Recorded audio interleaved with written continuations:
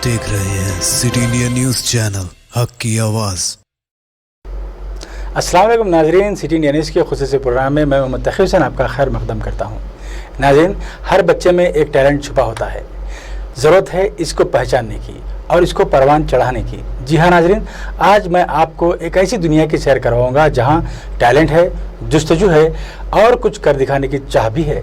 तो चलिए नाज़रीन, हमारे नुमाइंदे नई दिल्ली शारिक हुसैन के साथ चलते हैं यमुना नदी के पार बटला हाउस इलाके में, जहां आप देखेंगे कि यमुना किनारे एक मैदान में कुछ नौजवान और बच्चे और एथलीट्स आपको जिम्नास्टिक करते नजर आएंगे, कुछ करतब करते नजर आएंगे। इन्हीं में से एक शख्स आपको ऐसा भी नजर आएगा जो इन बच्चों को ज़रूरी हिदायतें देता होगा। तो नाज़रीन, चलते हैं, देखते हैं ये लोग आखिर क्या कर रहे हैं। Over to Shariq Hussain. मैं हूं शारिक हुसैन और आज मैं बटला हाउस में हूं। ये बटला हाउस में अब ये जमुना पार्क का एरिया कहलाता है। पीछे आप मेरे जमुना देख सकते हैं और मेरे पीछे कुछ सीखते हुए बच्चे देख सकते हैं जो जिम्नास्टिक करते हैं, करतब दिखाते हैं, एथलीट्स हैं। और इनको एक जो इनके टीचर हैं वो पिछले 5 सालों से यहाँ पे सिखाते हैं। तो अब इन छोटे छोटे बच्चों को देख सकते हैं जिनकी उम्र 7-8 साल से लेकर 15 साल तक की उम्र की होगी। ये पिछले 5 सालों से सीख रहे हैं, अलग तरह के करतब दिखाते हैं। इनका अपना ग्रुप है और कई सालों से ग्रुप के नाम पे काम भी करते हैं, ग्रुप डांस भी करते हैं और कई तरह के एथलीट जो फिल्मों में देखते हैं, जिस तरह से टाइगर श्रॉफ को देखते हैं, बच्चों को देखते हैं जैसे कूदते हुए, उस तरह की यहाँ पे उनकी पूरी ट्रेनिंग होती है। तो इस ट्रेनिंग को जो करते हैं वो हैं आदिल भाई, जो हमारे साथ अभी हैं। तो आदिल भाई, प्लीज़ आप हमारे साथ आइए और बताइए किस तरह से आपने ये पूरा ग्रुप शुरू किया और कब शुरू किया आपने ये ग्रुप? ये मैंने तकरीबन 4-5 साल पहले करीब शुरू करा था ग्रुप जी। तो मैं अकेला करता रहता था, तो कुछ लड़के आते थे, बच्चे मेरे से सीखने के लिए बोलते थे। तो फिर उसके बाद ऐसे मैंने 1-2 को सिखाना शुरू करा।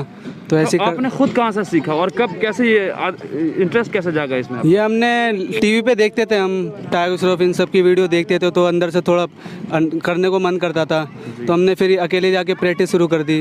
आप इसी एरिया में रहते हो, यहीं पे अपने? हाँ, इसी में, हम इधर ही रहते हैं और बाहर ज़्यादा जाने का मौका नहीं मिला था।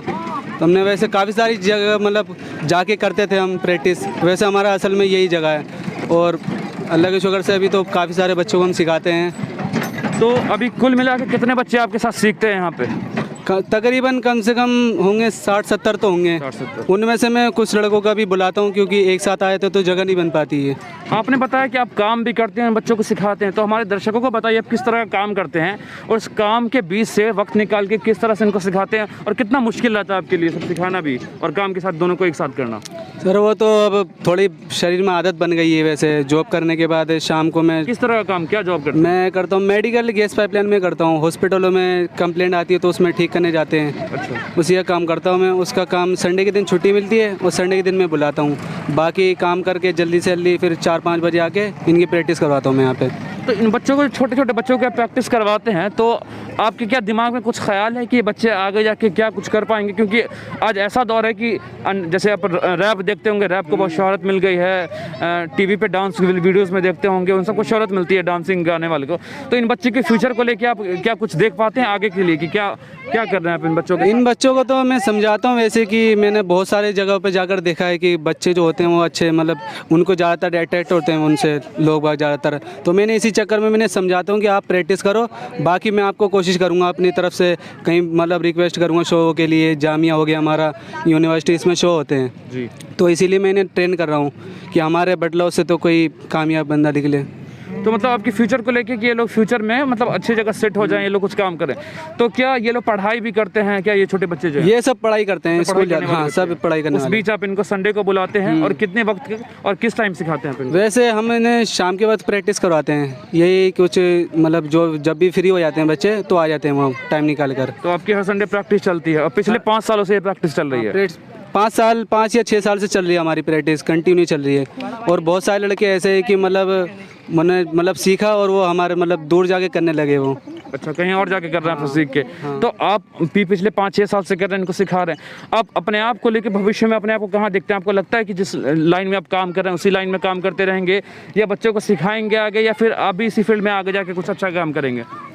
इसमें तो हमने वैसे 1 आध बार मतलब स्टेज शो करा है, तो उससे हमें लगता है कि इसमें थोड़ी मतलब हमें एक तो मतलब काम वाम जॉब करके कोई हमारे घर से मतलब कोई निकले, उम्मीद रहती है घर वालों को कि हमारे भी घर से कोई निकले। तो मैं इन्हें समझाता हूँ कि आपके अंदर टैलेंट है, आप सीखो, आपको बहुत अच्छा आता है। मैं मतलब उन्हीं लड़कों को सिखाता हूँ जिनके अंदर टैलेंट होता है।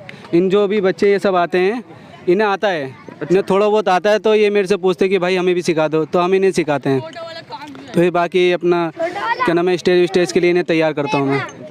अब पिछले साल हमें याद होगा, पिछले साल एक फिल्म आई थी रणवीर सिंह की, गली बॉय।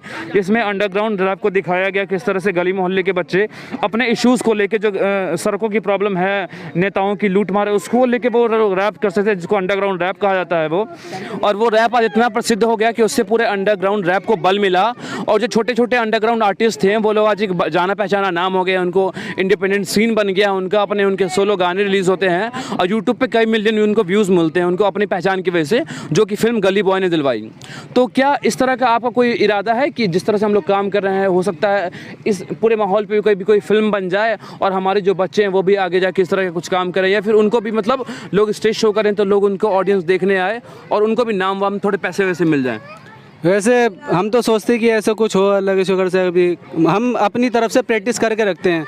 बाकी सब्र रखते हैं कि इतना मेहनत करिए तो ऊपर वाला तो कुछ ना कुछ फल देगा इसका। तो अब अपन कुछ छोटे बच्चों से आप उनसे बात करवाएंगे जिनको आप सिखा रहे हैं। कौन कौन से वो बच्चे हैं जिनको आप सिखाते हैं? हम तो आरिफ, एक ये हैं, और बाकी ये भी हैं, और ये इनकी 10 ईयर्स ओल्ड है। इधर आइए भाई,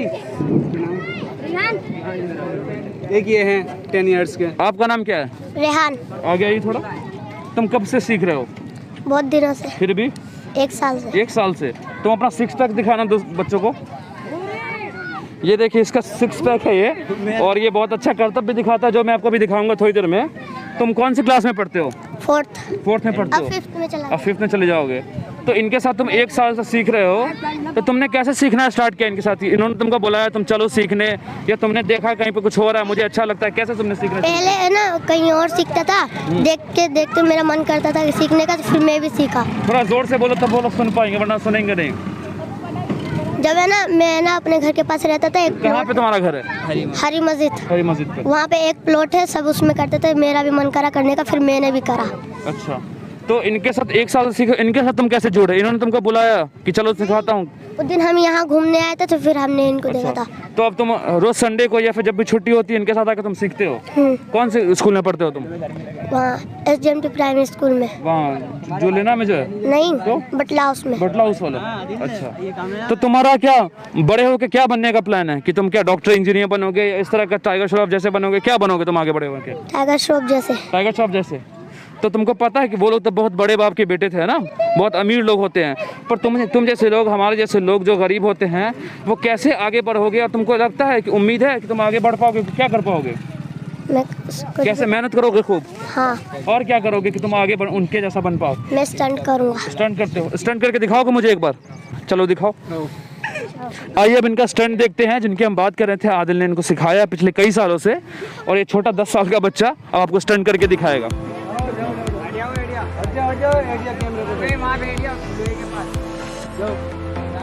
यार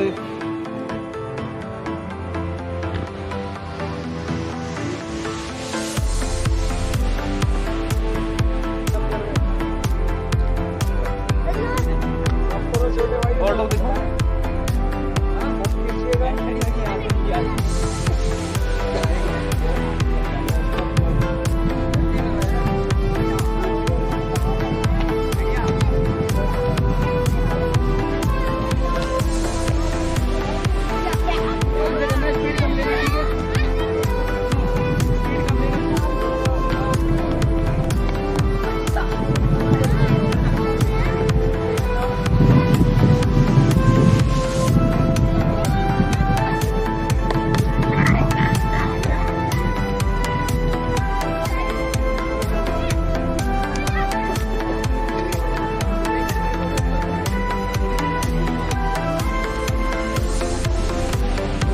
तो जैसा आप लोगों ने देखा, ये बच्चे गिरते भी हैं, सीखते भी हैं, और इस छोटी सी उम्र में बहुत सारी चीज़ें सीख रहे हैं ये।